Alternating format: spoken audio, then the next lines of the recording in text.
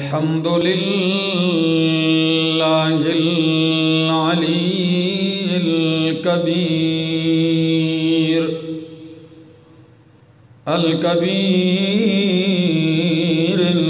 المتعال. الحمد لله الذي لا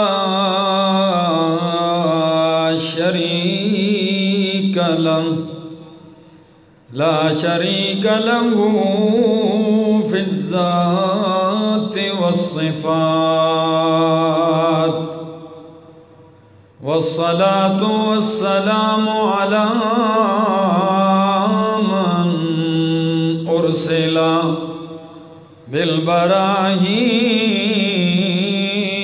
والبينات،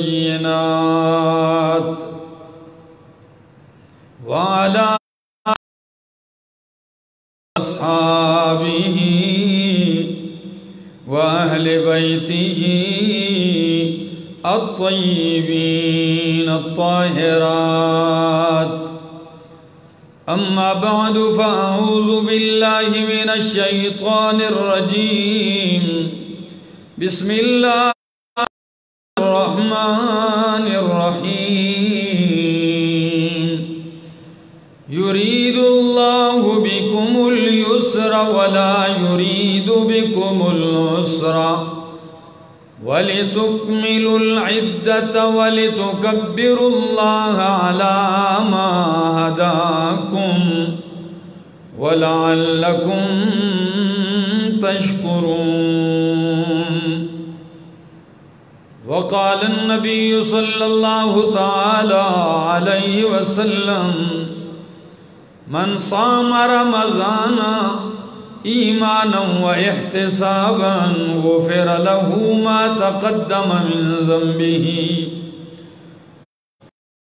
النبي صلی اللہ تعالی علیہ وسلم: من قام رمضان ایمانا و احتسابا غفر له ما تقدم من ذنبه. وقال النبي صلى الله عليه وسلم: من قام ليلة القدر إيمانا واحتسابا ما تقدم. صدق الله رسوله النبي الكريم، ونحن على ذلك لمن الشاهدين والشاكرين، والحمد لله رب العالمين. انتہائی قابل عزت، قابل احترام ذی قدر بزرگوں، بھائیوں، عزیزوں، نوجوان ساتھیوں، السلام علیکم. آج عالم اسلام میں مسلمانان عالم کے لیے بطور انعام کے ایک عظیم دن ہے جو دیا گیا ہے، جسے عید الفطر کے نام سے کیا جاتا ہے.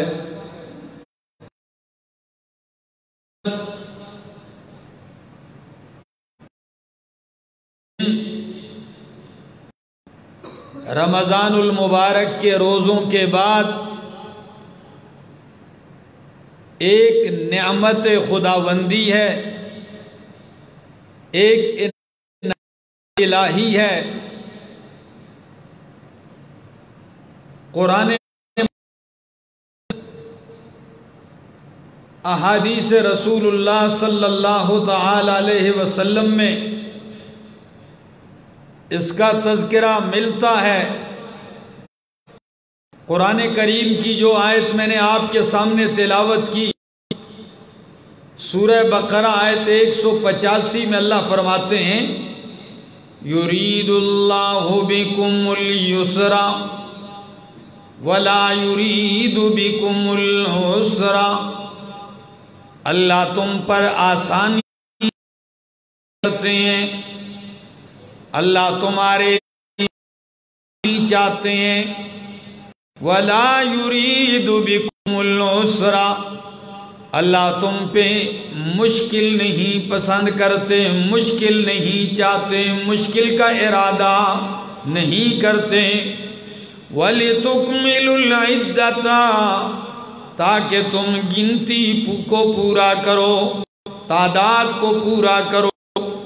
وَلِتُكَبِّرُوا اللَّهَ عَلَى مَا هَدَاكُمْ، اور تاکہ تم اللہ کی بڑائی کرو، اللہ کی بڑائی بیان کرو، اللہ کی تکبیر کہو، عَلَى مَا هَدَاكُمْ، اس طریقے پر جو طریقہ اس نے تمہیں بتایا ہے، وَلَعَلَّكُمْ تَشْكُرُونَ، اور تاکہ تم شکر گزار بن جاؤ۔ روزوں کا ذکر کرتے ہوئے کتب علیکم الصیام کما کتب علی الذین من قبلکم لعلکم تتقون۔ غور کیجئے قرآن مقدس کی اس آیت پہ، اللہ اکبر۔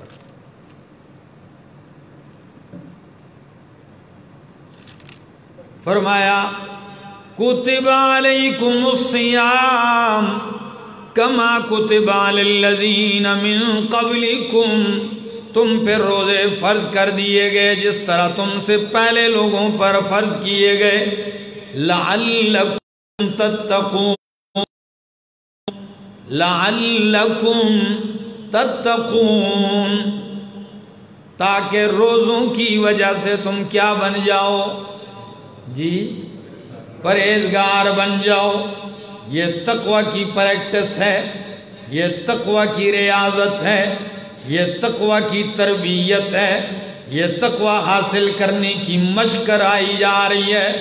فرمایا تم پر روزے اس لیے فرض کیے گئے لعلکم تتقون۔ پھر روزوں کے کچھ احکام ذکر، آخر میں فرمایا یرید اللہ بکم اليسر، اللہ تم پہ آسانی چاہتے ہیں، ولا یرید بکم العسر، تم پہ لا تنگی مشکل نہیں چاہتے، ولتکملوا العدۃ، تاکہ تم یہ گنتی کے دن پورے کرو، 29 یا 30، وَلِتُكَبِّرُوا اللَّهَ عَلَى مَا هَدَاكُمْ، اور تاکہ تم اللہ کی بڑائی بیان کرو اس طریقے پر جو طریقہ اس نے تمہیں سمجھایا ہے، سکھایا ہے۔ وَلَعَلَّكُمْ تَشْكُرُونَ، عجیب جوڑ ہے، روزے کا فلسفہ لَعَلَّكُمْ تَتَّقُونَ، تاکہ کیا بن جاؤ جی؟ پرہیزگار بن جاؤ۔ خدا را میری اس بات کو توجہ سے سنیے، روزے کا فلسفہ لعلکم تتقون، پرہیزگار بن جاؤ، اور عید کا فلسفہ لعلکم تشکرون، تاکہ تم شکر گزار بن جاؤ۔ عجیب جوڑ ہے، روزے کا فلسفہ لعلکم تتقون، تقوی دار بن جاؤ، بچنے والے بن جاؤ خواہشات سے، شہوات سے، حرام سے۔ کیوں کہ جو بندہ اللہ کے حکم کی وجہ سے صبح سے شام تک حلال سے بچ سکتا ہے تو وہ رب کے حکم کی وجہ سے حرام سے کیوں نہیں بچ سکتا جی؟ فلسفہ لعلکم، تاکہ تم پرہیزگار بن جاؤ۔ اور آج خوشی کا دن ہے، تمہیں اللہ نے رمضان کے روزوں کے بدلے میں آج خوشی کا دن دیا ہے، تو خوشی میں مست ہو کر باغی نہ بن جانا، غدار نہ بن جانا۔ لعلکم تشکرون، کیا بننا؟ شکر گزار بننا، گناہگار نہیں بلکہ شکر گزار بننا۔ اللہ اکبر۔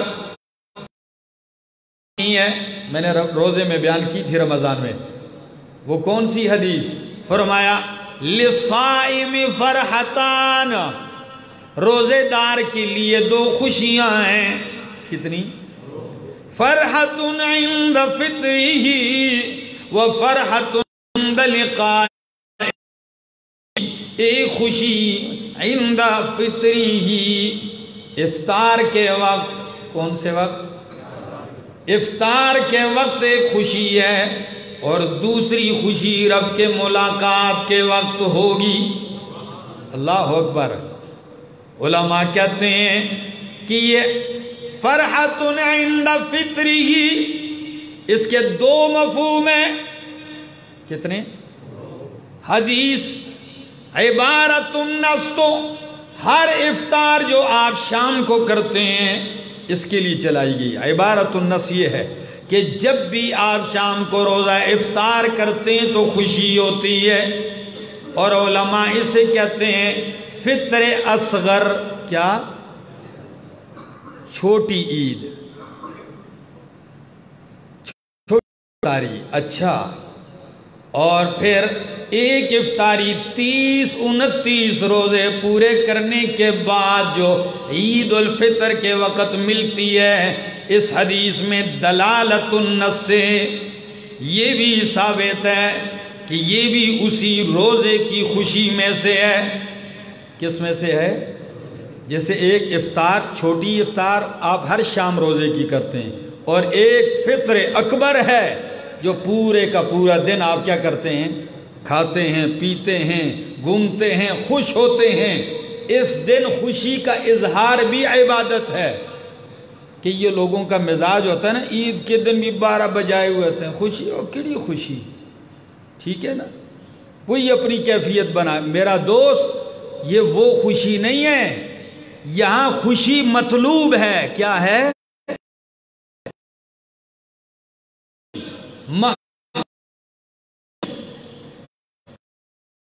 ہونا، خوشی کا کرنا بھی عبادت ہے، رب کی فرما برداری ہے. تو بات کر رہا تھا کہ روزے دار کو اور ایک بڑی خوشی عید الفطر پر ملتی. کیوں خوشی نہ ملے؟ صبح سے شام تک بندہ اللہ کے لیے بھوک پیاس، خواہشات سے رکنا، ناجائز کاموں سے رکنا، یہ اللہ کے لیے دن بھر پورا کر لیتا ہے، تو شام کے وقت خوشی محسوس کرتا ہے. میرے دوستو، یہ خوشی اسی کو ہوتی ہے شام کو جس نے دن میں روزہ رکھا ہو. کیا؟ جو 12 بجے چھپ چھپ کر کھاتا رہا ہو، وہ شام کو اگر روزے داروں کے بیچ میں بیٹھ بھی جائے، اللہ گواہ ہے اس کو خوشی کبھی، جتنا بھی اپنے آپ کو خوش ظاہر کرے. کیوں؟ یہ جو شام کو افطار کی خوشی ہے، روز کھانے کی کھاتا تو آپ سال کی 11 مہینے کھاتے نہیں. ہر شام آپ کھاتے ہیں 11 مہینے، دن کو 12 بجے بھی کھاتے ہیں، تو کوئی خوشی ہوتی نہیں. اس کا تذکرہ کیوں کیا؟ آپ نے صبح سے اللہ کے لیے روزہ رکھا، تو اب جب افطار کر رہے ہیں تو خوشی ہے. تو یہ خوشی اسی کو ہوتی ہے جو روزہ رکھتا ہے. اسی طرح عید فطر جو ہے یہ بھی خوشی کا یہ ہے جنہوں نے کے روزے رکھے ہوں. جس بدبخت نے رمضان کا مہینہ پا کر بھی روزہ رکھے ہوں، بغیر کسی عذر کے، بغیر کسی بیماری کے کھاتا رہا ہو، تو اس کو کیا خوشی ہوگی؟ اس کو ندامت ہی ہوگی. خوشی نہیں ہو سکتی. کیوں خوشی نہیں ہوگی؟ جس نے 30 روزے رکھے، 29 روزے رکھے، پورا مہینہ روزہ رکھا، کیوں؟ کہ اللہ کے نبی نے فرمایا صام رمضان جس نے رمضان کے روزے رکھے ایمانا و احتسابا، ایمان کی حالت میں، و احتسابا ثواب کی نیت سے، تو غفر لہ ما تقدم من ذنبہ، اس کے گزشتہ سارے گناہ معاف کر دیے گئے۔ تو جس کی گناہ روزوں کی وجہ سے معاف ہو گئے، آج کیوں خوش نہیں ہوگا وہ؟ اس کی خوشی قابل دید ہے، اس کی خوشی یقینی ہے۔ وَمَنْ قَامَ رَمَضَانَ، اور جس نے رمضان کی راتوں میں قیام کیا، دن کو سیام اور رات کو قیام کیا، غفر لہ ما تقدم من ذنبہ، اس کے گزشتہ گناہ معاف کر دیے گئے۔ تو جس کو قیام کی سعادت نصیب ہوئی، یقیناً آج وہ خوش ہوگا۔ اور تیسری حدیث، وَمَنْ قَامَ لَيْلًا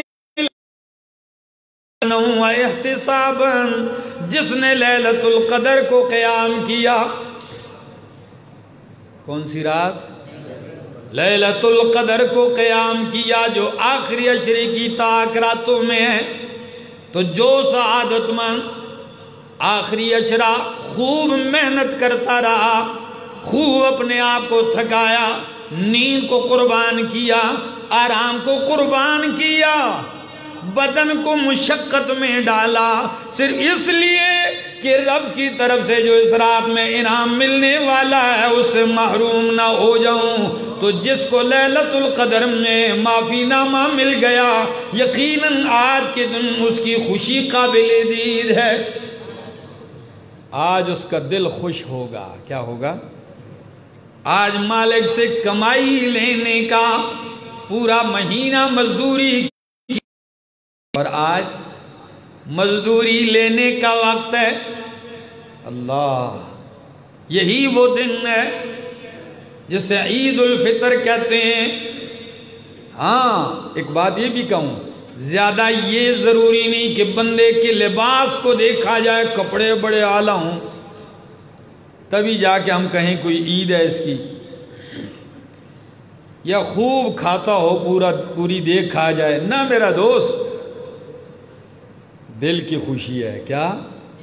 ہاں، صاف کپڑے پہننا، نئے کپڑے پہننا، خوشبو لگانا، یہ میرے نبی کی سنت ہے۔ خلیفۃ المسلمین چارم مرتضی رضی اللہ عنہ، آپ بیٹھے ہوئے ہیں اور زیتون کے اندر خشک روٹی بگو کے کھا رہے ہیں۔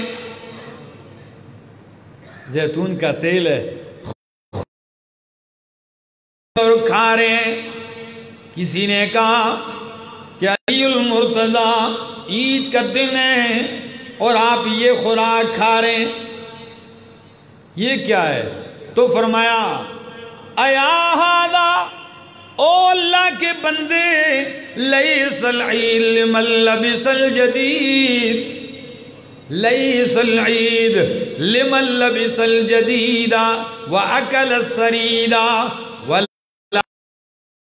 لمن قبل منه بالامس صيامه وقبل منه قيامه وغفر له ذنبه وشكر له سعيه۔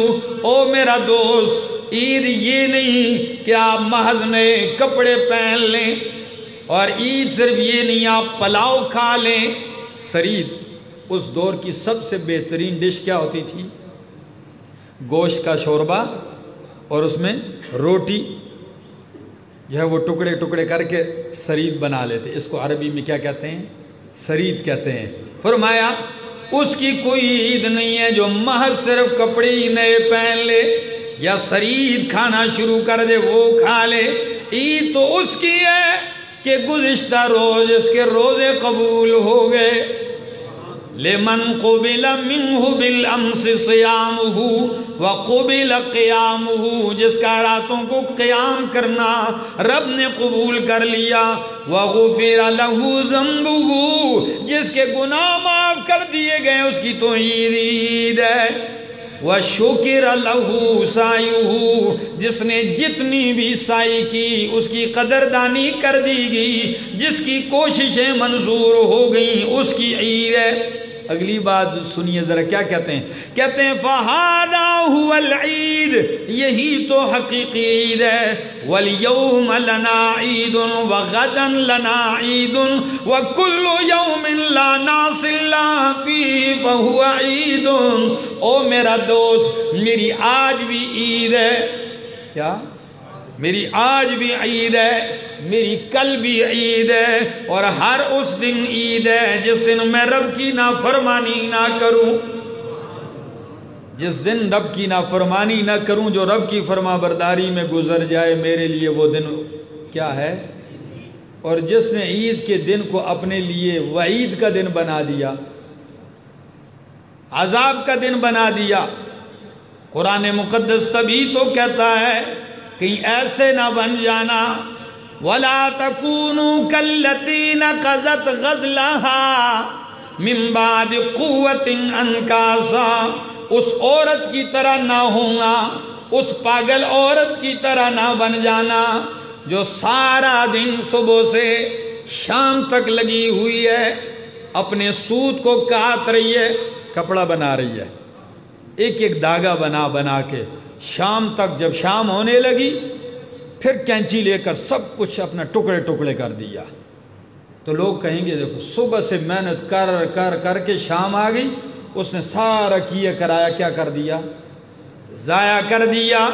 کہیں ایسا نہ ہو آپ نے رمضان میں آنسو بھی بہائے ہوں گے، آپ نے رمضان میں توبہ بھی کی ہوگی، آپ نے رمضان میں اپنے مالک سے کچھ عہد و پیمان بھی کیے ہوں گے، آپ نے رمضان میں اپنے آپ کو پاک بھی کیا ہوگا گناہوں سے، آپ نے رمضان میں غلط مجلسوں کو ترک بھی کیا ہوگا، آپ نے رمضان میں گناہوں کو ترک بھی کیا ہوگا۔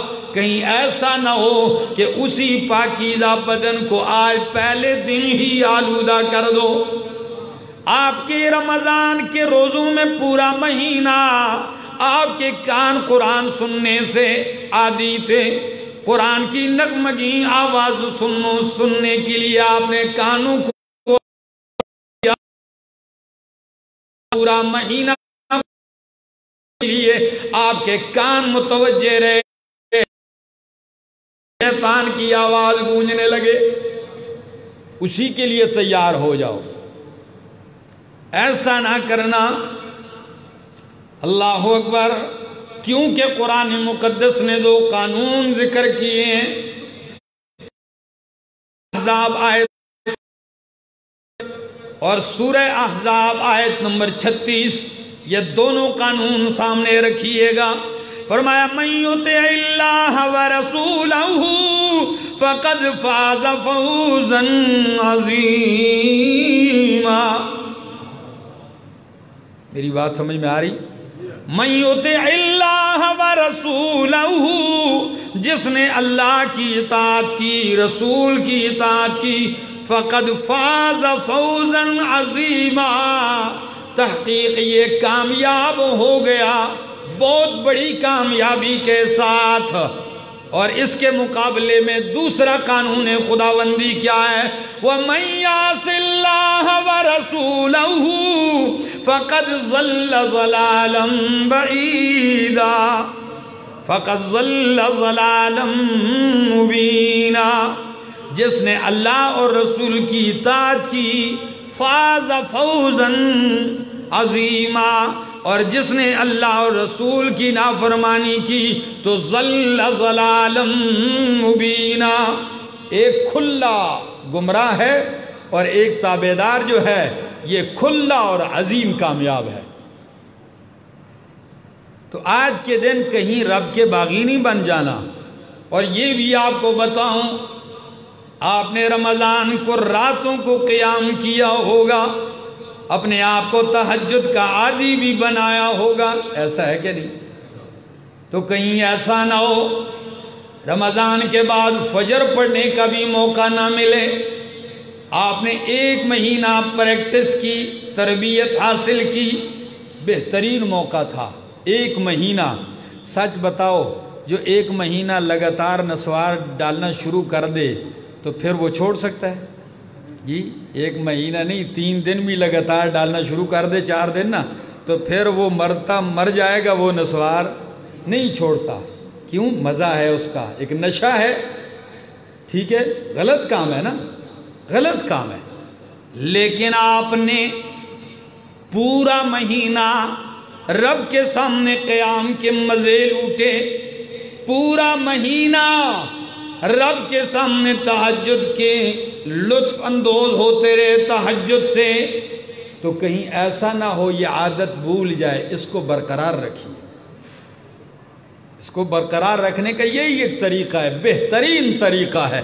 آپ کی عادت بنی ہے، عادت جاری رکھیے۔ نیکیوں اور گناہوں کے اپنے اپنے آثار ہوتے ہیں، نیکی کا بھی اثر ہے اور گناہ کا بھی اثر ہے۔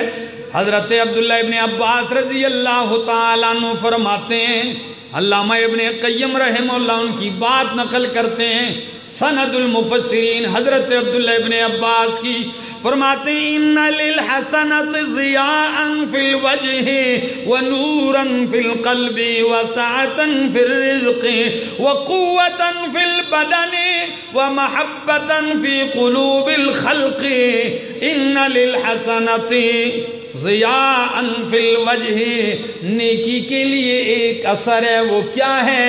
ان للحسنۃ، نیکی کی ایک روشنی ہوتی ہے چہرے پر۔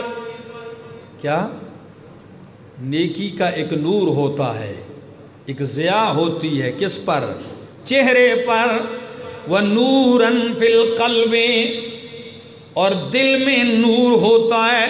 وَسَعَةً فِي الرِّزْقِ، رزق میں کشادگی ہوتی ہے نیکی سے۔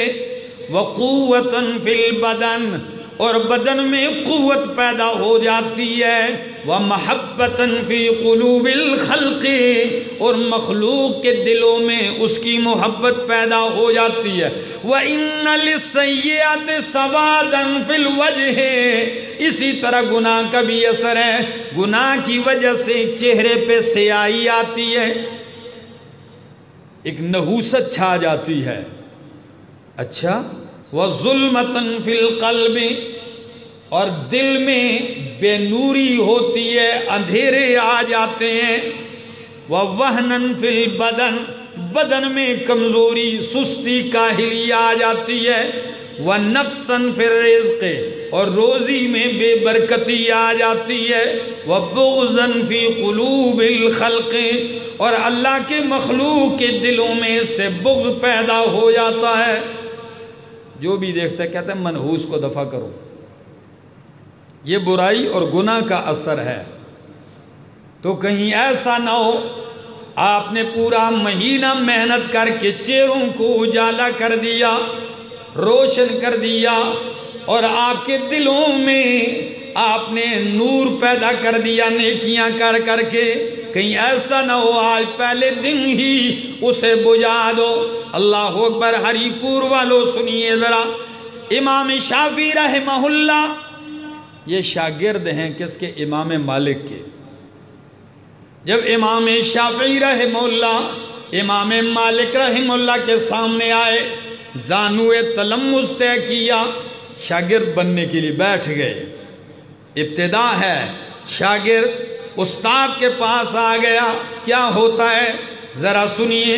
لما جلس الامام الشافعی، لما جلس الامام الشافعی بین ید مالک، جب امام مالک کے سامنے بیٹھ گئے، وقرأ علیہ، اور آپ کے سامنے پڑھنا شروع کر دیا، سبق پڑھنے لگ گئے، تو اعجبہ، امام مالک رحمہ اللہ حیران ہو گئے، اس کو تعجب نے ڈال دیا۔ ما رأى من وفور فتنتہ، آپ کی فطانت دیکھ کر، آپ کی ذہانت دیکھ کر، وتوقد ذکائہ، آپ کی ذکاوت دیکھ کر، وکمال فہمہ، آپ کی حد درجہ سمجھداری دیکھ کر، تو کیا کہنے لگے استاد اپنے قابل ترین شاگرد سے؟ فقال انی اری اللہ او میرا شاگرد، میں دیکھتا ہوں کہ اللہ نے قد القا علی قلبک نورا، لگتا ہے اللہ نے تیرے دل میں نور ڈال دیا ہے۔ آپ کی ذکاوت، آپ کی ذہانت، آپ کا فہم دیکھ کے لگتا ہے قد القا علیک نورا، اللہ نے تیرے دل پہ نور ڈال دیا ہے۔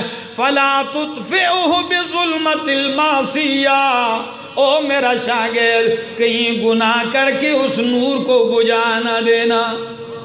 دوستو، آپ نے بھی محنت کی ہوگی، دل میں کچھ اجالے تو روشن کیے ہوں گے، کچھ چراغ، تو آج کے دن کہیں اس کو بجھا نہ دینا۔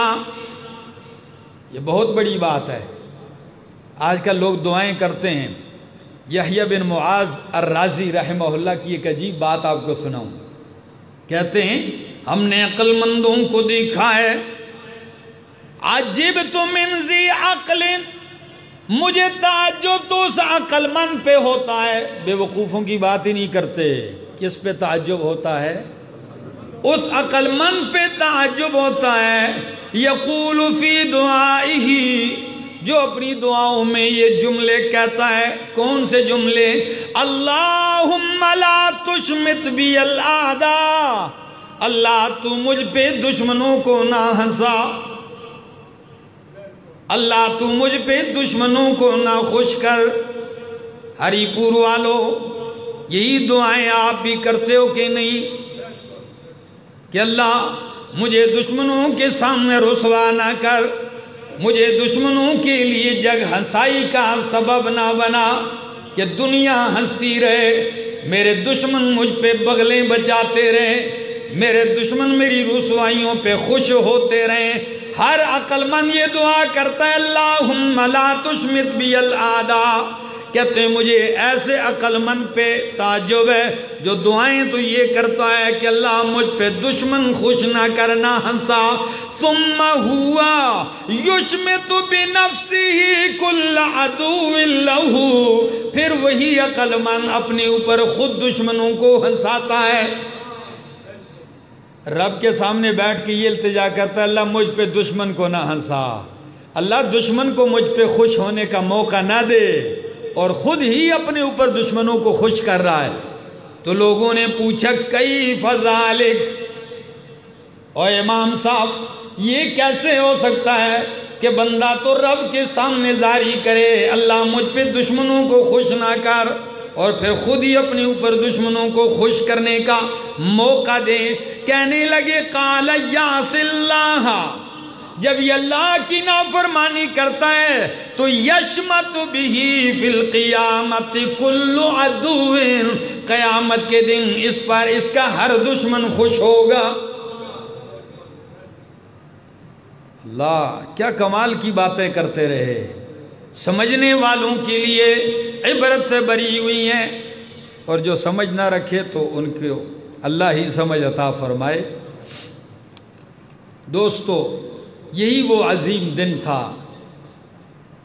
آپ پورا مہینہ گزار کے اس کا انتظار کرتے رہے۔ دوستو، اللہ رب العالمین سے دعا ہے، التجا ہے کہ اللہ رب العالمین رمضان المبارک کے روزے عبادتیں اپنی بارگاہ میں قبول اور منظور فرمائے۔ بات تو قبولیت کی ہے، مالک قبول کر دے تو قسمت ہی قسمت، مزے ہی مزے، اور اگر مالک کے ہاں قبول نہ ہو تو کسی کام کا نہیں، صرف بھوکا پیاسا رہنا تھا، تھکاوٹ، بس۔ وہ کسی نے کہا نا کہ ہرن پکڑی کسی نے، اس کو پالا، پال پال پال کے ہرن کو بڑا کیا، اب جب ہرن جوان ہو گیا پھر ہرن کی ناف ذبح کر کے پہلے ہرن کی ناف کو گرہ لگایا، جب گرہ لگانے کی وجہ سے اس میں خون جما، وہ خون جو جمتا ہے تو دنیا کی سب سے مہنگی ترین اور قیمتی ترین خوشبو کہلاتی ہے، جسے لوگ کستوری کہتے ہیں۔ کیا کہتے ہیں؟ اتنی محنت کی، ہرن پالا، پال کے پھر سالہ سال خون کو گرہ دیا، اب جب گرہ ہوا مشک بن گیا، کستوری بن گیا، عنبر بن گیا، دنیا کا قیمتی ترین خوشبو بن گیا، لیکن جس محبوب کے لیے بنایا اس کے سامنے جب پیش کیا اس نے اٹھا کے دیوار پہ مار دی۔ سچ بتاؤ اس کی یہ ساری محنت ضائع ہو گئی کہ نہیں؟ آپ نے محنت کی، تھکایا اپنے آپ کو، روزے رکھے، کس لیے؟ کہ اللہ راضی ہو جائے، اور اللہ راضی ہونے کے بجائے آپ کی عبادتوں کو آپ کے منہ پہ مار دے۔ ناز کس بات کا، غرور کس بات کا میرے دوستو؟ ناز و غرور نہیں، التجا و زاری ہے اللہ تو قبول فرما دے۔ ما عبدناک حق عبادتک، ما عرفناک حق معرفتک، ما عظمناک حق تعظیمک۔ اللہ جس طرح تیری عبادت کا حق تھا ہم نہیں ادا کر سکے، اللہ جس طرح تیری معرفت کا حق تھا ہم نہیں کر سکے، اللہ جس طرح تیری تعظیم بڑائی کا حق تھا ہم نہیں کر سکے۔ ہم اور آپ کیا کریں گے؟ محمد الرسول اللہ بھی کہتے ہیں اللہم لا نحصی ثناء علیک انت کما اثنیت علی نفسک۔ اللہ میں محمد کی 23 40 63 سالہ زندگی لگی ہے، اللہ میری تعریفیں ہی آپ کی کرتا رہا ہوں، لیکن آج پھر بھی یہ گواہی دیتا ہوں کہ اللہ جس طرح تیری تعریفوں کا حق تھا میں نے ادا نہیں کیا۔ لا نحصی ثناء علیک انت کما اثنیت علی نفسک۔ اللہ تو ہی اپنی بڑائی بیان کر سکتا ہے جس طرح تیری بڑائی کا حق ہے، مخلوق تیری بڑائی کا حق ادا کر سکتی؟ تو پھر ہماری ٹوٹی پھوٹی ہوئی عبادتوں پہ ہم کس درجہ ناز اور کیا غرور رکھ سکتے ہیں؟ اللہ سے دعا ہے اللہ قبول فرمائے، عمل کی توفیق عطا فرمائے، عالم اسلام کے اندر اللہ امن اور خوشحالی پیدا فرمائے۔ آخر دعوانا ان الحمدللہ رب العالمین۔